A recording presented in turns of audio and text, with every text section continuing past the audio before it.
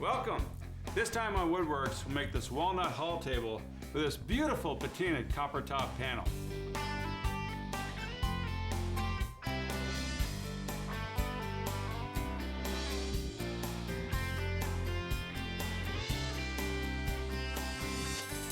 Hi, I'm David Marks.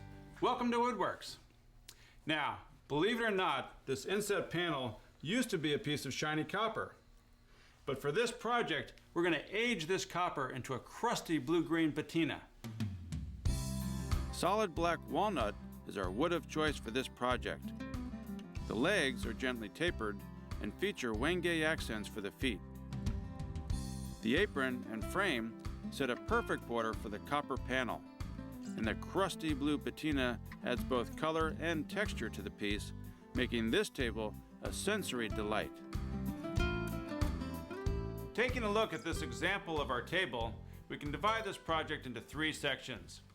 The base, which is made up of the legs and the apron, the frame for the top, and this copper panel, which will set into the frame. Now this copper panel is going to receive this incredible patina, which is really beautiful. Now we'll get into that a little bit more later on. First, let's take a look at the legs. The leg is made out of black walnut. It's got a long, slender taper on the inside that goes to a piece of wenge. Wenge is an African hardwood. Now that rich, dark color creates a strong accent, and that accent really sets off the foot.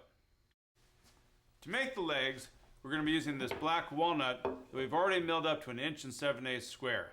And at the bottom of each leg, we're going to add this block of wenge milled up to the same dimensions. Now to join the two together, we're going to be using a simple dowel joint. But remember, we're going to be cutting this long taper in the legs. So we need to offset the hole that we drilled for the dowel and drill it over here. That way, when we cut the taper, we don't risk cutting through the dowel joint. We use a hand drill with a 3/8 inch bit to make the holes in the feet and legs. Our holes are just under 3/4 inch deep, and a doweling jig helps to make sure that they are drilled accurately. For the dowels, we cut some 3/8 inch stock into pieces just under 1.5 inches in length. After dry fitting to check the alignment, we put some yellow glue on the feet, dowels, and legs and assemble them together.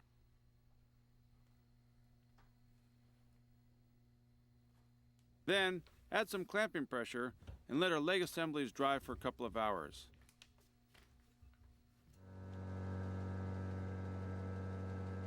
Once the legs are dry, we run one outside face over the jointer, then rotate the stock to joint the other outside face so we end up with two surfaces that meet at right angles and are perfectly flush. After jointing, we've got flat surfaces and a 90-degree corner on the outside of our leg. Now, we'll take some blue tape, and this will just serve as a reference point so we don't get confused later on when we go to cut the tapers on the inside of our leg. But before we cut our tapers, we're going to be cutting our joinery. Now for our joinery, we're going to be using a mortise and a loose tenon construction to attach our aprons to our legs. So we'll start by making some layout lines here at the top of our leg stock, and then we can take it to the multi-router and route out our mortises.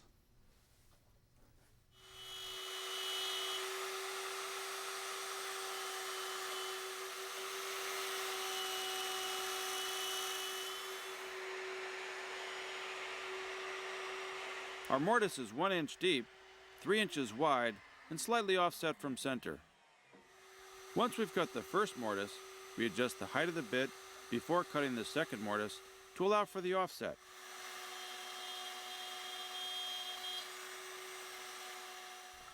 Now that our mortises are made, we're ready to cut the tapers in our legs. Now to do that, we've got this tapering jig. Real easy to use. It's got a stop block at the top and another one at the bottom. Now the one at the bottom has a rabbet cut out of it, which holds our legs at the correct angle. Now that really makes this jig worry-free because it ensures that each one of our legs will have the same tapered cut on every one. Now remember that blue tape that we put on earlier? Well, that reminds us that these are the outside surfaces of the legs. And that tells us that we want to make our tapered cuts on the inside surfaces of the legs.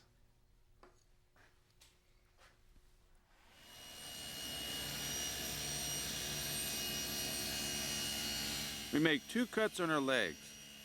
1 cut on each of the insides where we've made our mortises will give us the taper we're looking for.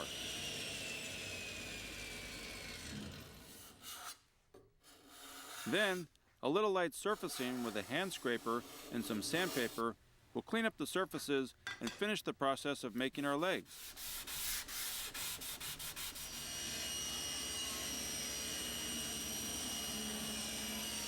Next, we'll use some black walnut stock to cut our aprons to size.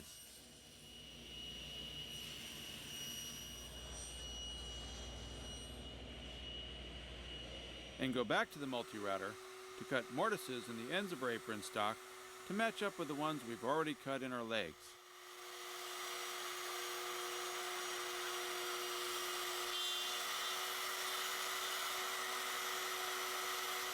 Now that our mortises are cut, we're ready to do some shaping along this bottom edge of our apron. Now to do that, we've got this great bit at the router table with a dual cutting profile. What that means is that with one pass, we can create this really nice shadow line and a half round bead.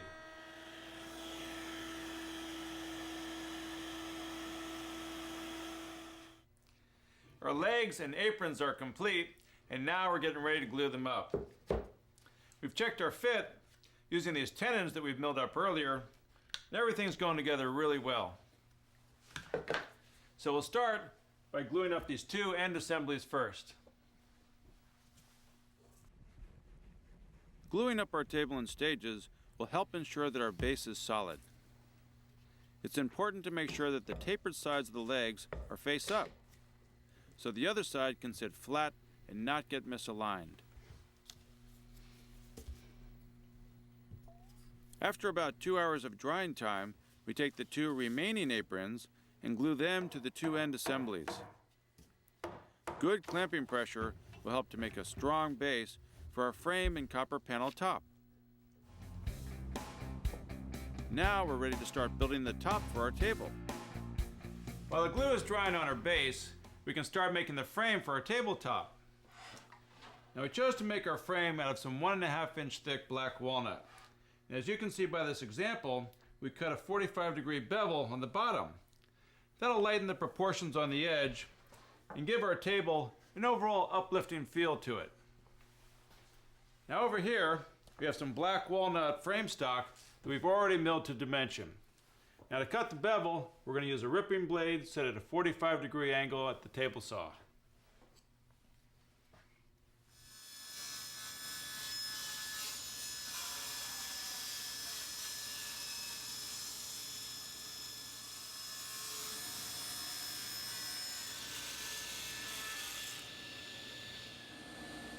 With the bevel cut on the bottom, next we'll cut our rabbet on the top inside edge of our frame stock that we'll use to hold our copper panel in place.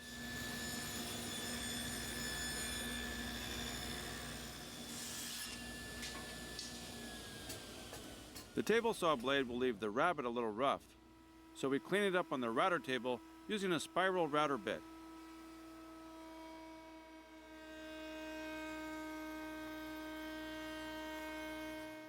Then, using a bevel bit, we chamfer the inside top edge of the rabbet to soften it. We've got our bevel cut on the top of our rabbets, so now we're ready to cut the miters on our frame stock. To do that, we're going to be using this, a miter jig. Now, we'll position our stock so that the top is facing up and the rabbet is against the fence. We'll clamp it into position. And now we're ready to cut the first of our miters.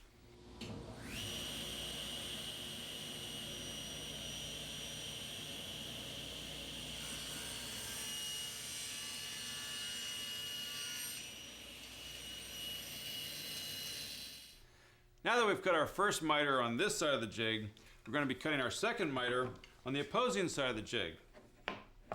We've got a stop block clamped into place, and what this will do is ensure that the lengths of our frame will be exact. It also means that our corners will be 90 degrees square.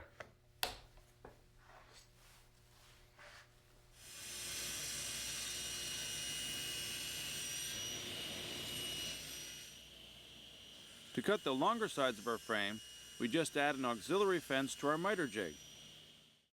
For the joinery of our frame, we're going to be using biscuits.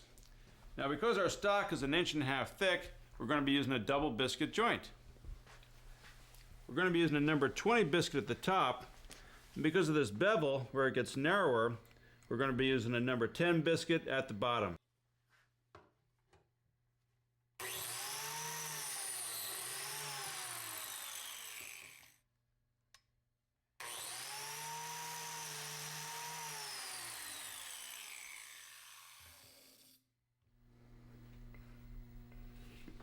By combining the two biscuits, the joinery in the corners will be sturdy enough to handle the thickness of the frame. The double biscuits also add more gluing surfaces, and that will provide a stronger bond. A band clamp and 4 bar clamps pull the miters together to give us tight 90-degree corners. Just checking to make sure that our corners are square. They look good. So now we'll give the glue a couple of hours to dry. And next up, we'll start making the copper panel for our tabletop. The centerpiece for our hall table is going to be this copper top panel. So I'll set into this black walnut frame. Now the copper itself is relatively thin, so we need to glue it down to a plywood substrate. So we've got a piece of Baltic birch plywood that we've already cut to length and width on the table saw. And then we used a hand plane, took a few shavings off of it so we could get this glove-tight fit. Now that's important because this plywood substrate is also going to serve as a template to trim our copper. To cut a copper sheet to size, it's best to use a bimetal blade on your bandsaw. And remember to wear eye protection. The metal slivers can be harmful.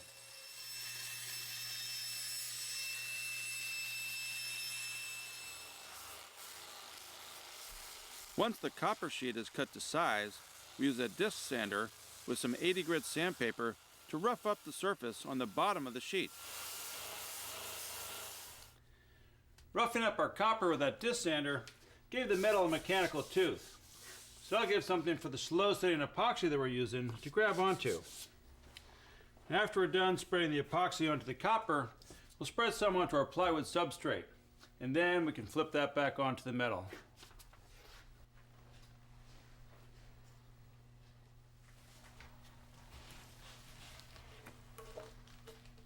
Once the plywood is placed on the copper panel, we lay a 3/4 inch piece of MDF on the plywood and add 2 cauls to even out the clamping pressure. Then we'll leave things to dry overnight. Next, we're ready to glue our frame to our base. Now earlier, we dry clamped our frame into position. We put some blue tape here on these corners. That helps with our alignment. So we're going to be gluing this up with the long grain of the base to the long grain of the frame. So when we clamp this into position, that's going to be plenty strong enough and we won't need any mechanical fasteners. We spread yellow glue only along the top edge of the base, not on the frame. The blue tape helps to get our corners in position. Then we use plenty of clamps to make sure there is even pressure all along the length of the aprons and frame, leaving no gaps. Our copper top is firmly bonded to our plywood substrate. Now, as we mentioned earlier, our plywood substrate is also going to serve as a template for trimming our copper. Now to do that, we're going to be using a router with a flush bearing bit, and the bearing is going to rub up against the side of the plywood, and the cutter will trim away this excess copper, giving us a perfect fit to drop our panel into the top of our black walnut frame.